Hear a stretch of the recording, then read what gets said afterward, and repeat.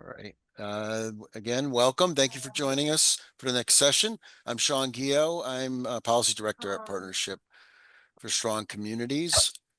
And a session that we're presenting now is 2.1, the experts Connecticut's municipalities need to successfully create housing.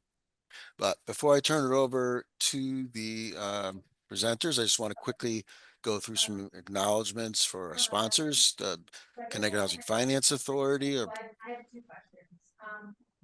uh, Wells Fargo, Robinson Cole and Resnick, D'Amelia Associates, Liberty Bank, Trinity Financial, and the Connecticut Department of Housing. These are our foundation speakers, or excuse me, sponsors. With these sponsors' deep support, it helps us make this conference happen each year and keeps it free for everyone to attend. And now I'm going to turn it over. Well, no, I'm sorry. I got a couple quick housekeeping items and one more sponsor, Heritage Housing, Inc. and Paul B. Bailey, Architect. All right, quick housekeeping. This session's being recorded. So it'll be up on our YouTube channel shortly after the conference. If folks miss it, let them know they can find it there. Please keep your microphone muted if you're not speaking. And if you have any technical problems during the course of the session, you can chat with Partnership for Strong Communities staff, Carlene, and myself are here. There's Carlene. You'd be better off chatting with Carlene if it's a technical issue, I hate to say. And one last thing, there's when you're back at the lobby for the next session, there's a megaphone icon you'll see up in the upper right-hand corner. You could take a survey to give us some feedback on the session. So please do that. We need that feedback to help us. And finally, if you're on social media, please join the conversation. Hashtag CAHC 2024. And with that, I will hand it over to David Fink. David, you're muted. Let me see if I can unmute him myself. Here, I got it. There you go. Thank you. Okay, well, thank you, Sean. Thanks for to the partnership for having this session and having the conference, and we're really glad to be with all of you today. For those of you who don't know me, I began doing work at the partnership 21 years ago. I was the policy director there. I've been a housing consultant after I retired and failed at retirement. I've been a consultant for the last 5 years for the South Central Regional Council of Governments, and helping out in a few other places as well. What I'd like to tell you today is that over the years, I have worked with a lot of municipalities and found that the ones that do the best, that have the most success in creating housing, have a couple of key ingredients at work. One of them is they get their residents involved. They have housing committees. They have sessions where they answer questions. They make sure they bring people together. That's why I was really, really glad to see that tomorrow the partnership has sessions on collaborative solutions, all-in alliances, young voices. Those are really important. But what I also have found that's important, and the reason we're doing this session today and have a virtual all-star team with us, is that towns that have somebody who is expert, who's experienced, and who owns the housing issue, who gets up every day and thinks about what housing do we have and what housing do we need, and then figures out ways to go about doing that, and finding developers and educating the zoning commission and talking to town officials and engaging residents. Those are the towns that do the best. And so today we're lucky enough to have two really great people, both in different roles. Mark Barnhart, who is the Director of Economic and Community Development in Fairfield, and has been doing that job for 22 years. And I've not wanted to overly flatter Mark over the years, but I'd say if I could clone one housing official in the state and give one to every town in the state, it would be Mark. He's terrific, and you'll find out why in a minute. Close second, and Peter, I don't even mean you're second. You're really terrific too, but in a different role is Peter Souza, who's the town manager in Windsor. Peter, before he became an assistant town manager in Kansas and then moved back here, has a background in housing creation, worked for housing nonprofits, and has, as the town manager, been the guy who's kept an eye on Windsor's housing needs and moved to meet them. The point here, and we'll try to get at, and I'm going to introduce David Kouros in a minute, is that housing creation, positive housing creation that satisfies a municipality's needs rarely just happens exactly as the town wants. In fact, housing may simply never be developed, or especially with 830G developments becoming more prevalent around the state, housing may be developed in locations the municipality doesn't want. And so therefore, there really needs to be someone in charge who owns the job of housing creation. And that's particularly important now because, as we all know, the lack of supply has raised prices, and many municipalities don't have the housing they need for the people they need. It's also important because state policy may be providing mandates, if fair share were to pass, if live, work, ride were to pass, and is definitely providing opportunities. And you'll hear about that from David, about the Metropolitan Redevelopment Authority and the role it's going to play. And towns need the capacity to respond to that. And so the problem we have is that a lot of towns still don't have planners. A lot of towns don't have economic or community development directors, and therefore the planner, even if they have a planner, he or she is very overworked, spends half his or her time at the counter helping some guy build a screened-in porch, and they don't have a lot of time to plan and think about housing creation. And so the goal today is to kind of look at what some real pros do, how they do it. And so what I'd like to start off with, and can start with you, Mark, and then get to you, Peter, is knowing that your role is to look at your town's housing needs.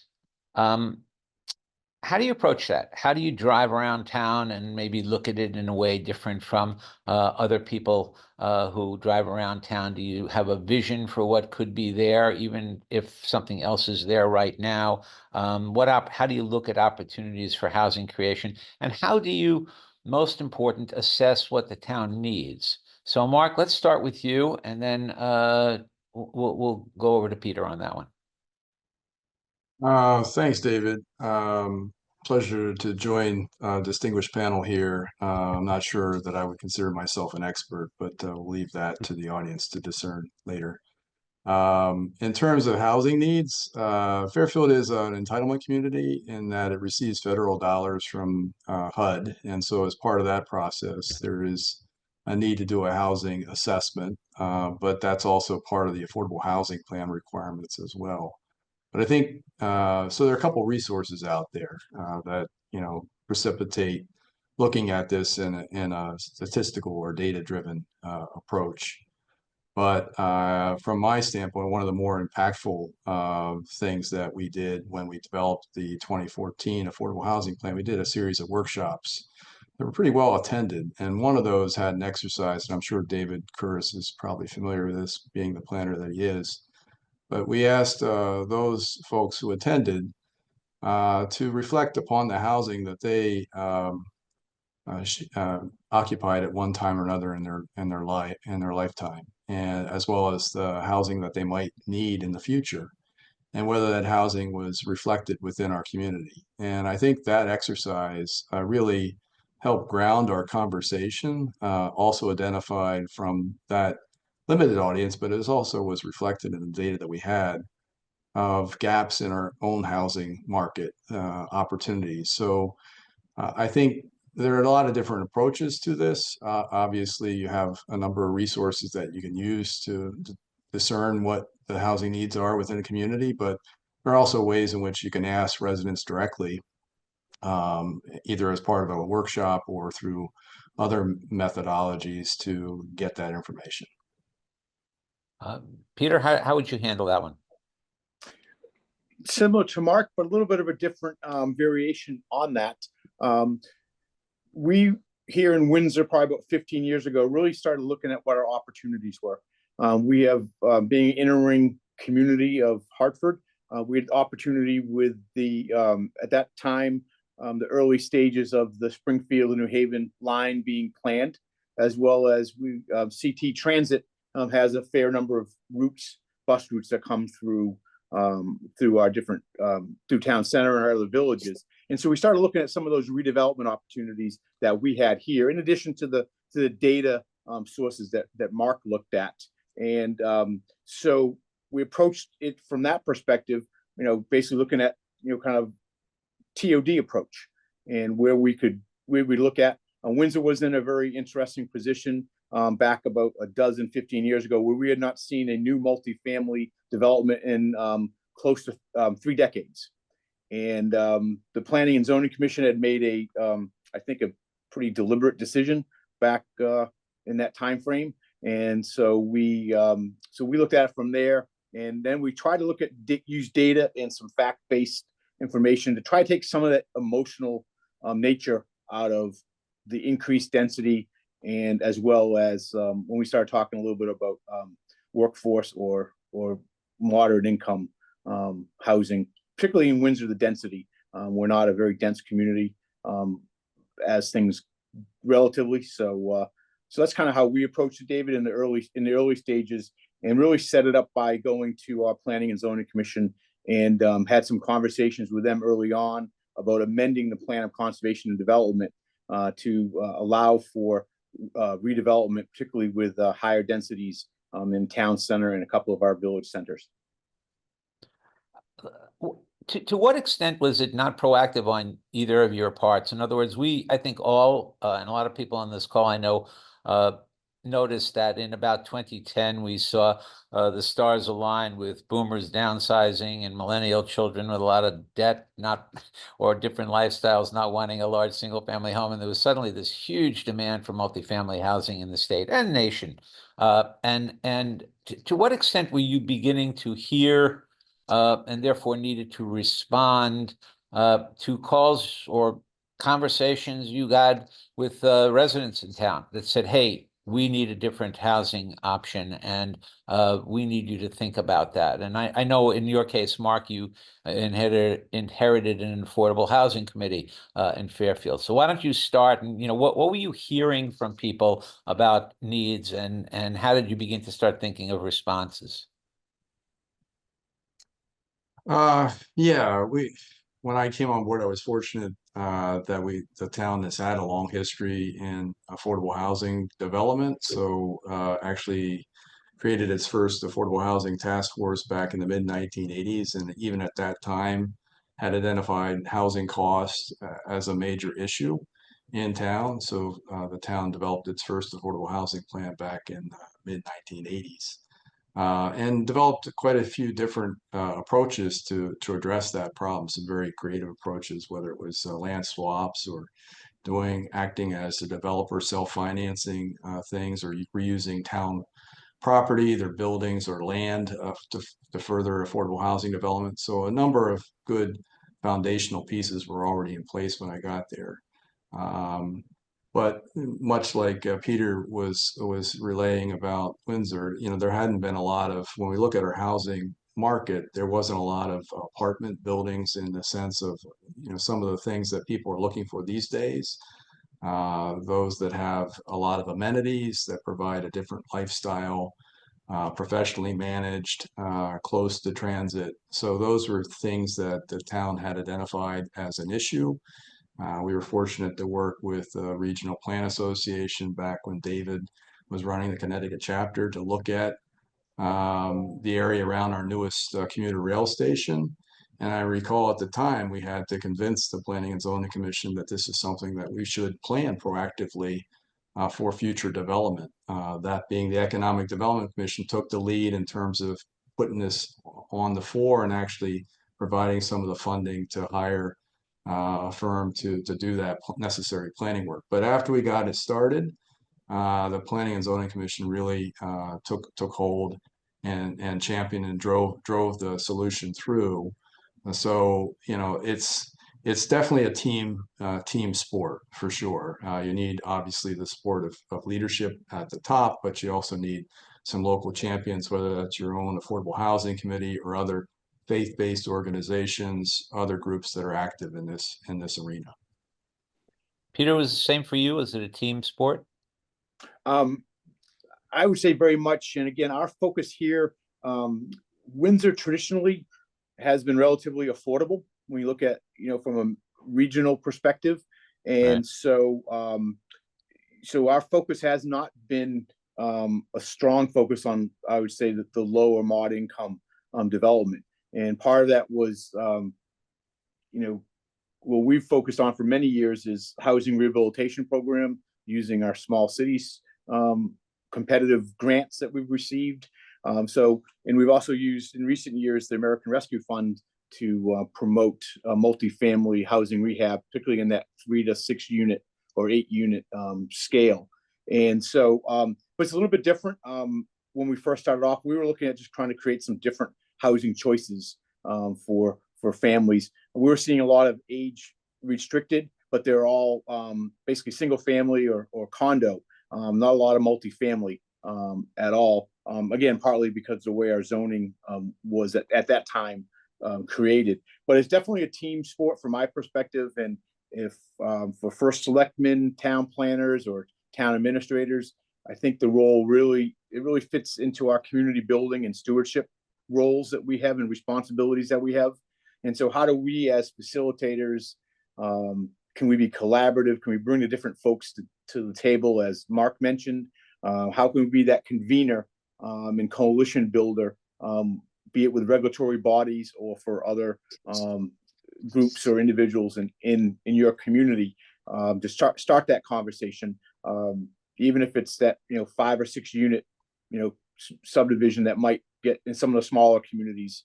How do you get that, if you break that ice, if you will, so you can, particularly around the area of workforce housing at this point in time.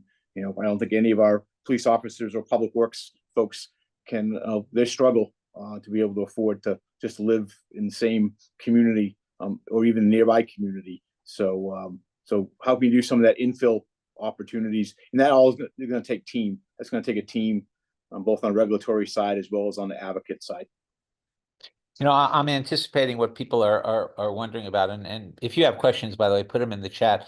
But as the coach of the team, if you will, sometimes you have to teach the team the plays and the strategy and bring them along. And I know that we've all been in towns that where not everybody gets housing creation right away, and they say, "Oh, we're built out." And as I like to say, no place is built out, or you'd never see it.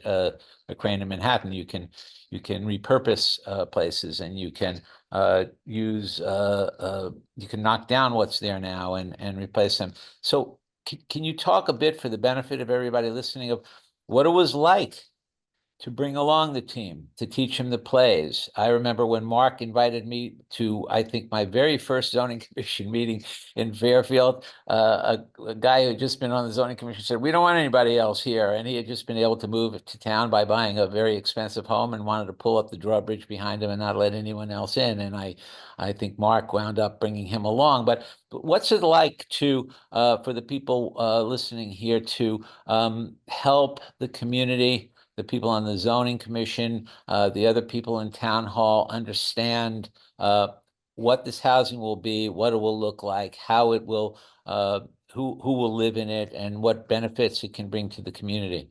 Mark, you want to take that one to start?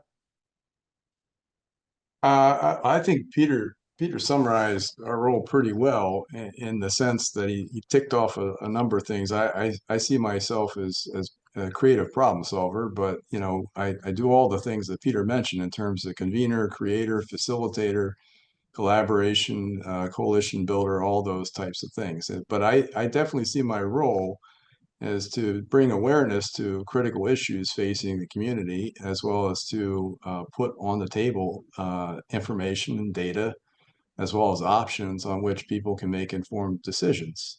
I'm not the policymaker myself. There are elected and appointed officials that do that work, but I think it's our job as folks that work at local government level, either as a town manager like Peter or myself, to bring to the fore options and information and hard data. You know, for many years, and David helped originate this thinking in his initial work with our community around transit-oriented development, around our new train station. But at the time, we heard many of the same issues I'm sure many of the listeners here have heard in terms of the impact to the local school system. And so we really wanted to delve into that issue deeper. And we did an analysis with David's help to look at, you know, the actual number of school-age children that reside in our multifamily housing complexes of 10 or more units. And we've done that analysis every year with the help of our Board of Education that provide addresses. Obviously, all the private information is redacted, but addresses for where all the children that go to school in Fairfield reside.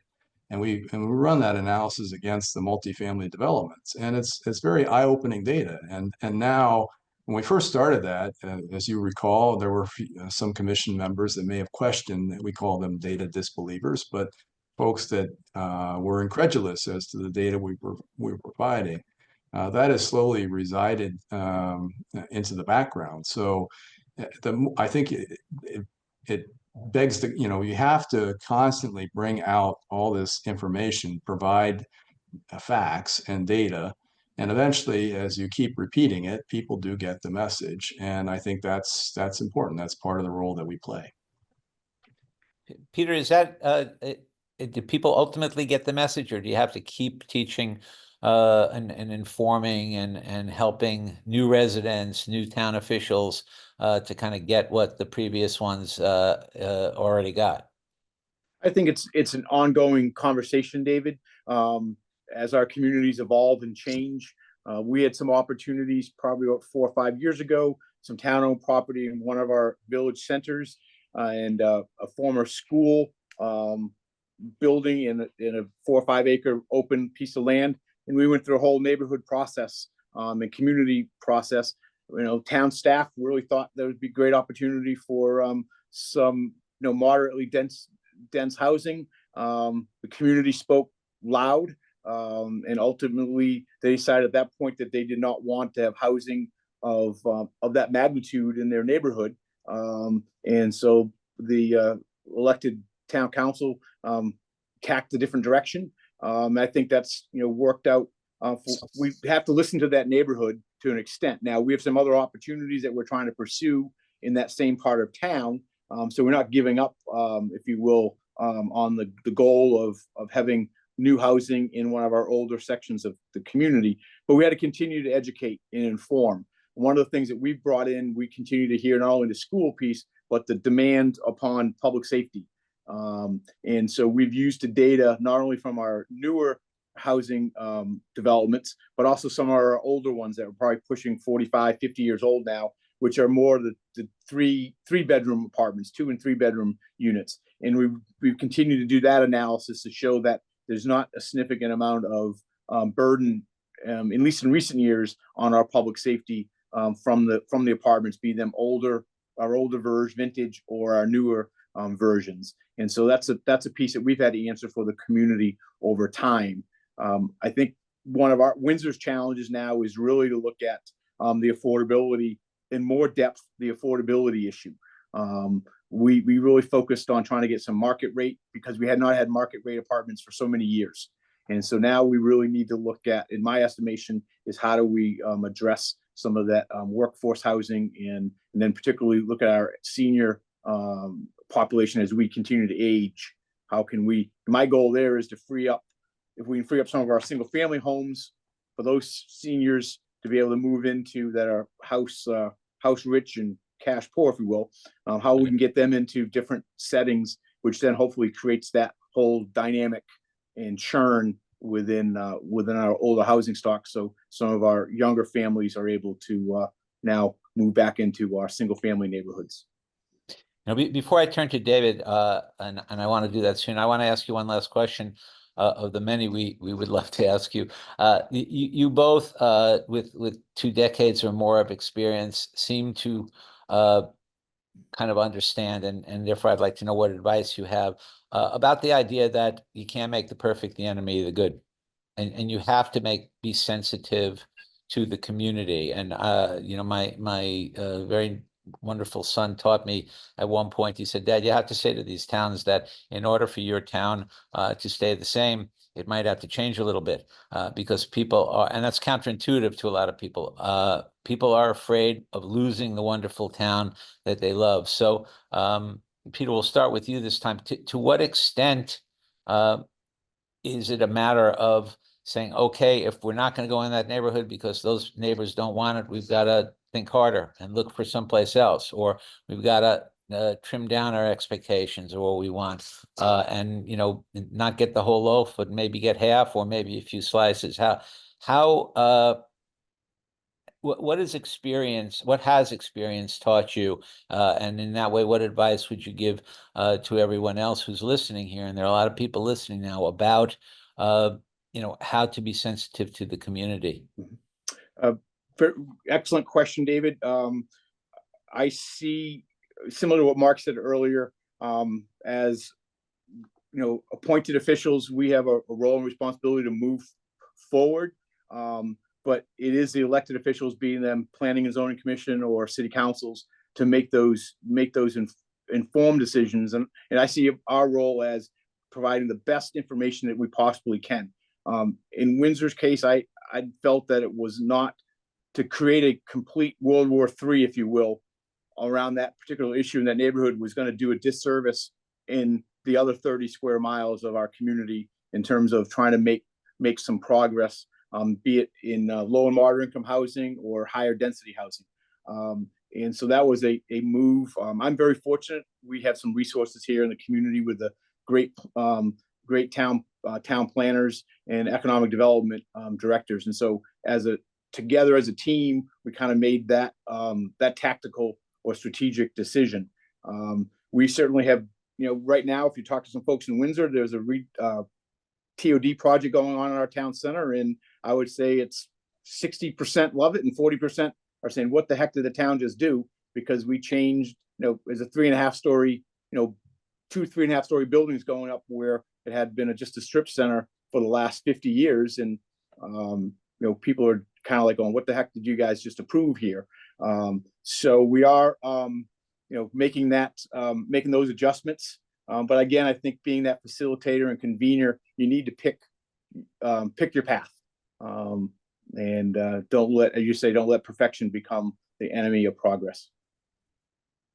Mark, you want to take a shot at that before I introduce David? No, I totally agree with Peter. You obviously have to be practical, and there's a lot of different ways you can go about creating additional housing opportunities. And one of the things Peter mentioned earlier is a rehab program. So, you know, I've mentioned the neighborhoods that when we talk about affordable housing, we're not always talking about new construction. Sometimes it may be acquisition and rehab of existing housing units and leveraging that resource to provide additional affordable housing opportunities. So you can do that. You can also look at other things that don't have quite as demonstrative an impact, whether it's accessory dwelling units or something where, you know, you're doing something at a much smaller scale. But again, we've all been there. I remember when we were had an opportunity to purchase property from the federal government that was already approved with some very modest single family housing.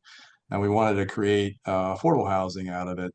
You know, what I had recommended was scraping the property clean of the existing housing units, obviously after relocating the existing tenants, but then constructing new housing that would be appropriate, not just energy efficient, more modern, but in terms of more housing units that would otherwise, you know, provide new opportunities. And that wasn't the direction in which the community wanted to go.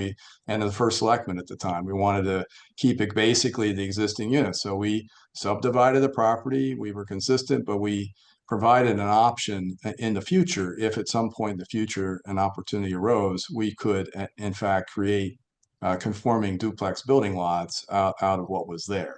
So again, it's making do with what you have, but also thinking ahead in terms of possibilities in the future.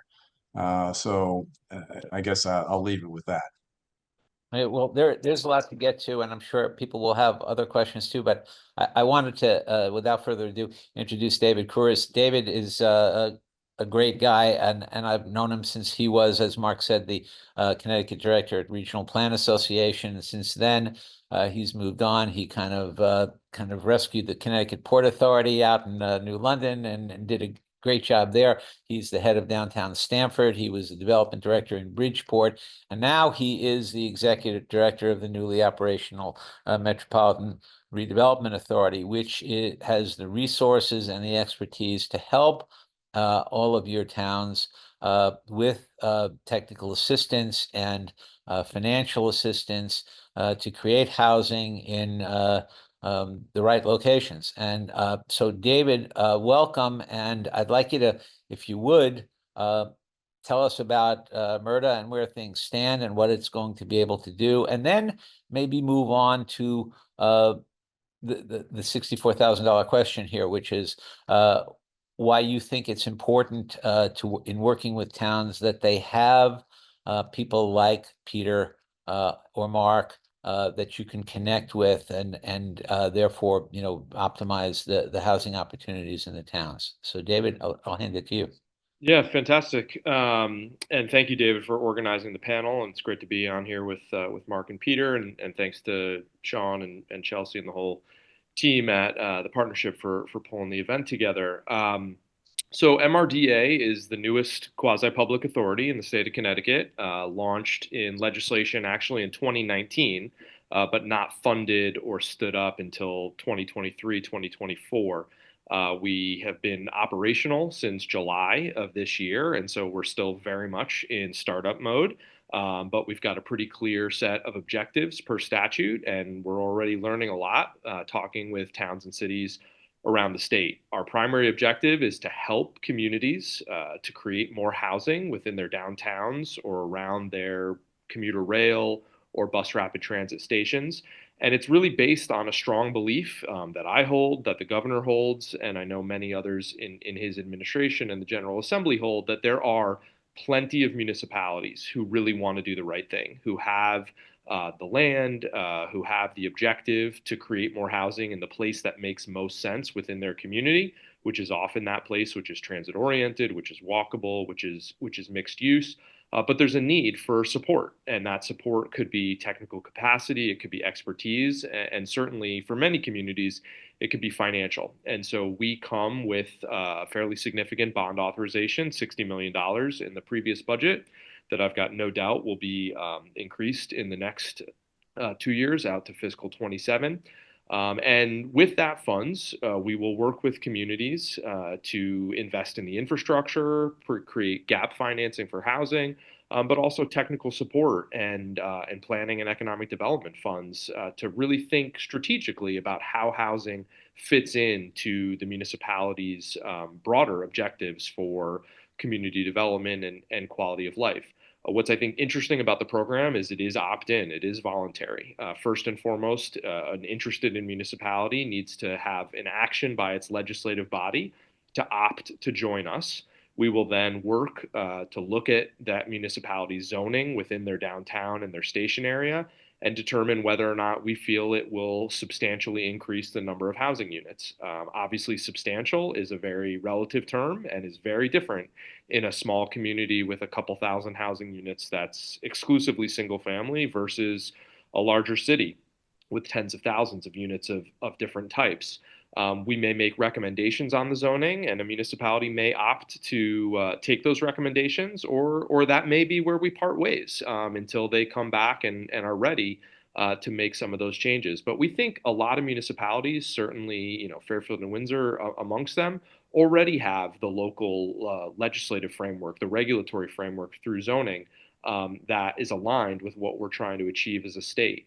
We then will enter into an MOU with the municipality around a development district that sets the boundaries within which we can operate. And then we can entertain applications for funding, and we can fund or support through our funding transit-oriented development, housing, uh, demolition, remediation, or development or redevelopment. So it's a fairly broad mandate that's meant to unlock the potential of those places that we think are best positioned to accommodate the growth of the state and the type of growth that dovetails with community objectives.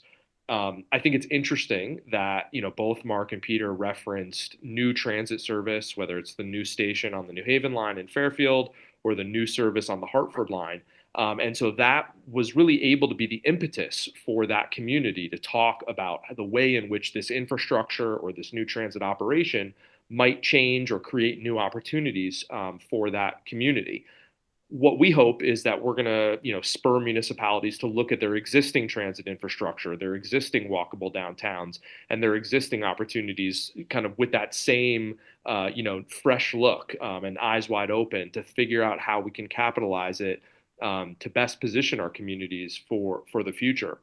It's obviously crucially important that we have partners at the local level. And while we hope that there'll be individuals, like Mark and Peter, that play that role within their community, I'd offer kind of two sort of mitigating factors, perhaps, so that every municipality who might be listening in can sort of see themselves, even if they don't have the individual staff. I think first and foremost, it need not be someone who is uniquely focused on housing, as both Mark and Peter represent. Having a comprehensive understanding of the way in which housing dovetails with economic development, dovetails with landscape protection, dovetails with affordability, dovetails with all the different objectives that you're trying to achieve as a community, ensures that there could be any number of individuals within your municipal government who may not have housing in their title, but can absolutely be the champion and the primary kind of driver of that within municipal government. The other point that I would make, though, and we've got, it's nice to see a lot of friends here on the call, certainly the councils of government, the Connecticut chapter of the American Planning Association, Partnership for Strong Communities, and other civic organizations. There's a lot of entities out there that are frankly designed to supplement that municipal capacity, both with expertise and precedent and data and analysis. And then within your communities, I'm sure you have elected or appointed officials on boards and commissions, who could step up and supplement municipal staff.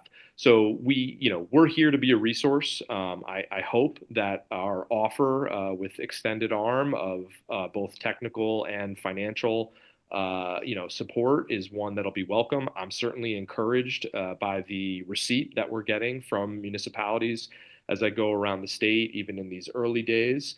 And we will leverage our local partnership as best as we can. And where there's the staff capacity, that's great. But where there's not, we'll help to think through a way to leverage community members, leverage board and commission members, but also to leverage councils of government, state agency support, other state agency support, and the non-governmental organizations and civic infrastructure throughout the state.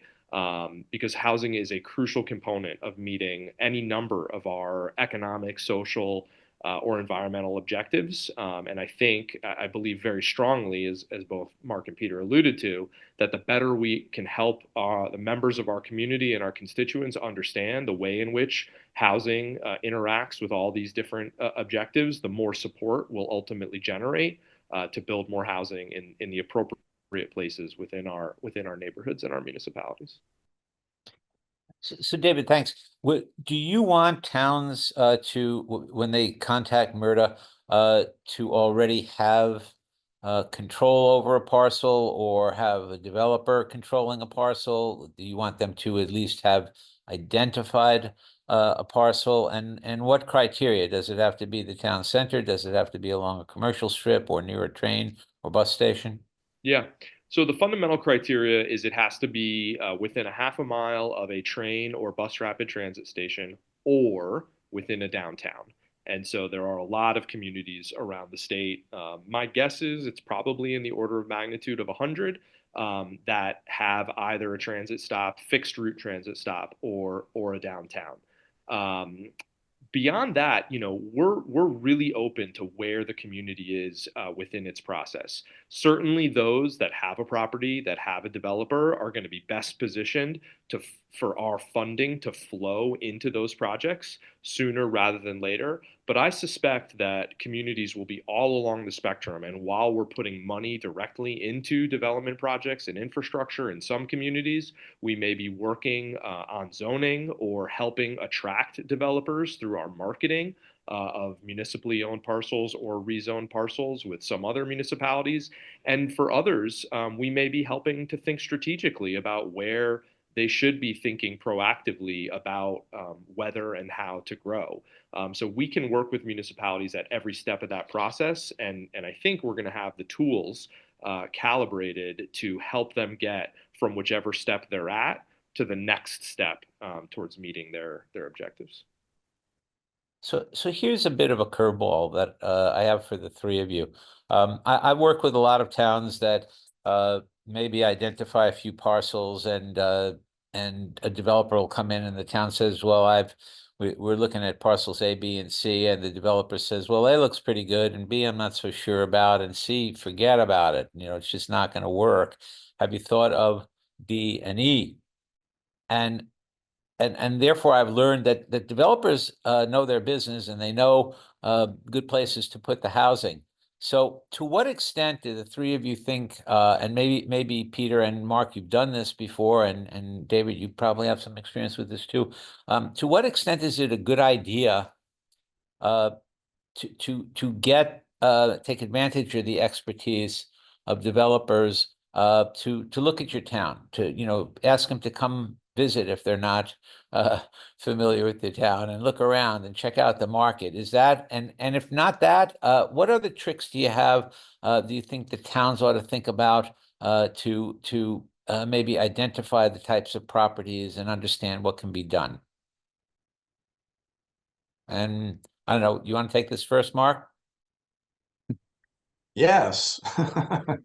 No, I think yes. If somebody, well, we certainly have reached out to developers to get an understanding of how they view the market conditions, and looking at particular sites in town and ascertaining what they would do on those properties. I think it's all part of the process of gathering as much information as possible so that we can guide our elected and appointed officials to develop an appropriate regulatory scheme to meet our community's overall planning objectives and goals. And so I certainly wouldn't turn away that. We do get folks that Fairfield has a fairly strong housing market, so I regularly get calls from developers looking to do business here, looking to invest, and certainly I'm not one to turn those away. It's always good to have an initial conversation, even if you don't end up doing anything with them, to